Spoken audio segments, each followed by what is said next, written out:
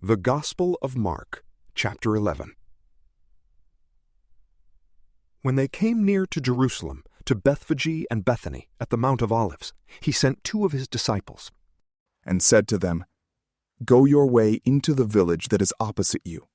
Immediately, as you enter into it, you will find a young donkey tied, on which no one has sat.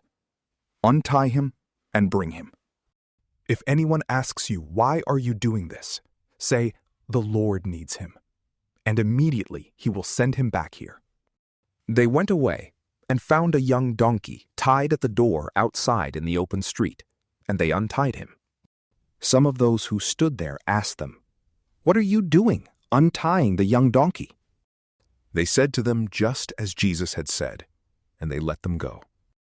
They brought the young donkey to Jesus and threw their garments on it, and Jesus sat on it. Many spread their garments on the way, and others were cutting down branches from the trees and spreading them on the road. Those who went in front and those who followed cried out, "Hosanna! Blessed is he who comes in the name of the Lord. Blessed is the kingdom of our father David that is coming in the name of the Lord. Hosanna in the highest!" Jesus entered into the temple in Jerusalem. When he had looked around at everything, it being now evening, he went out to Bethany with the 12. The next day, when they had come out from Bethany, he was hungry. Seeing a fig tree afar off having leaves, he came to see if perhaps he might find anything on it. When he came to it, he found nothing but leaves, for it was not the season for figs. Jesus told it, "May no one ever eat fruit from you again." And his disciples heard it. They came to Jerusalem, and Jesus entered into the temple and began to throw out those who sold and those who bought in the temple, and overthrew the money changers' tables and the seats of those who sold the doves. He would not allow anyone to carry a container through the temple. He taught, saying to them, "Isn't it written, 'My house will be called a house of prayer for all the nations'? But you have made it a den of robbers." The chief priests and the scribes heard it, and sought how they might destroy him. For they feared him, because all the multitude was astonished at his teaching. When evening came, he went out of the city. As they passed by in the morning, they saw the fig tree withered away from the roots. Peter, remembering, said to him, "Rabbi, look, the fig tree which you cursed has withered away."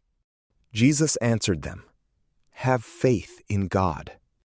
For most certainly I tell you, whoever may tell this mountain, 'Be taken up and cast into the sea,' and doesn't doubt in his heart, but believes that what he says is happening, he shall have whatever he says. Therefore I tell you, all things whatever you pray and ask for, believe that you have received them, and you shall have them. Whenever you stand praying, forgive if you have anything against anyone, so that your Father who is in heaven may also forgive you your transgressions. But if you do not forgive, neither will your Father in heaven forgive your transgressions." They came again to Jerusalem, and as he was walking in the temple, the chief priests, the scribes, and the elders came to him. And they began saying to him, "By what authority do you do these things? Or who gave you this authority to do these things?" Jesus said to them, "I will ask you one question. Answer me, and I will tell you by what authority I do these things. The baptism of John, was it from heaven or from men? Answer me." They reasoned with themselves, saying, "If we should say, 'From heaven,' he will say, 'Why then did you not believe him?'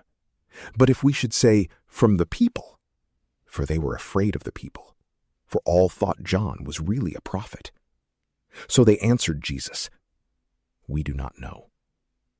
And Jesus said to them, 'Neither will I tell you by what authority I do these things.